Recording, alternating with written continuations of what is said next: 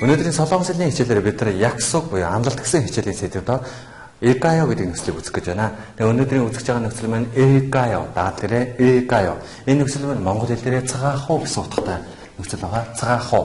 За тэгэхээр энэ нь явах гэдэг үгээс яаж нэг Экаё гэж орж иж байгаа. Тэгэхээр та бүхэн анзаарч байгаа бах. Үг жиргэлсэн байгаа. Үг хэрэг жиргэлсэн байгаа тохиолдолд энэ үг маань нэр үг эсвэл тэмдэг үгийн араас орж байна гэж бид нар нэрүүт үзэж бодно. Хоёрдугаарт нь энэ өө байгаа тохиолдолд энэ их шиг гүйвэлжийн зарчим үйлчилж байна гэдгийг бид нэр анзаарах хэрэгтэй шүү. Их шиг гүйвэлжийн зарчим. Их шиг гүйвэлжийн зарчим маань болохоор гүйвэлжийн араас Экаё гэж орж идэг бол их шиг араас Экаё гэж орж идэг байна. Тэгэхээр их шиг араас хэрхэн орж ирэх талаа бүгд хамтаа үздэгэ. Их шиг араас када гэдэг үгний даа мэдээжийг алгуулсан шүү дээ.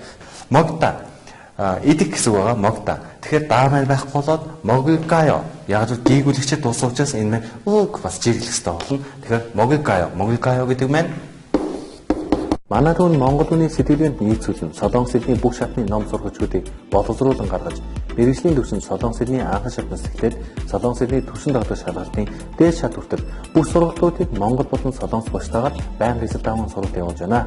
Манай түүний багш нар магистр болон түүнээс дээш зэрэгтэй ба Монгол түүний онцлогт нийцүүлэн хичээлийг сонирхолтойгоор явуулдаг.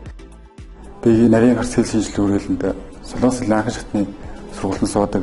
Солонгос Монгол багштай найрсаг тав тухтай ном болон дагалдах CD бус хэрэгслүүд нь ойлгоход маш хүнтэй. 6 сарын дотор одоо топын 4-р төсөнд тэнцүүлж ясан гэх хичээлийн бас цагаараа нэмэлтээр ирж хичээлэх боломжийг олгодог байгаа. Хилээ сенсор сэтгэлийг ханддаг гэж байна. Солонгос хэлнийхээ мэдлийг дээшлүүлэхийн тулд нарийн гарц хэл шинжилгээний хүрээлэнг зорж ирсэндээ баяртай байна. Багш нартай бол баярлалаа. Солонгос хэлийг зөв суурьтай суралцахыг хүсвэл манай сургалтын төвд хүрэлцээр суралцаарай.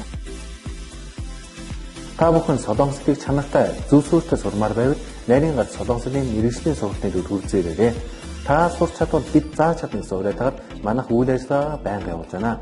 Манай хаяг 13 дугаар автобусны буудлын баруун талд байрлах Британий элчингийн баруун хойд талд Могул Sky офисын 5 дугаар давхарт 505 506 дугаар өнд байрлаж байна. Манай утас 9664 9939 8994 9939 даяагуудаа залгаарай.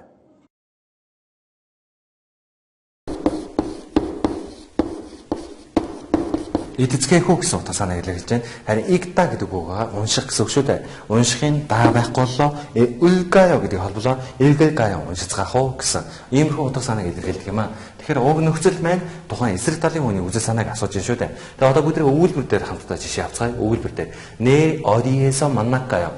маргааш хаана уулзах вэ? хаана уулзах уу? 회사 앞이 어때요? компани урд ямар вэ?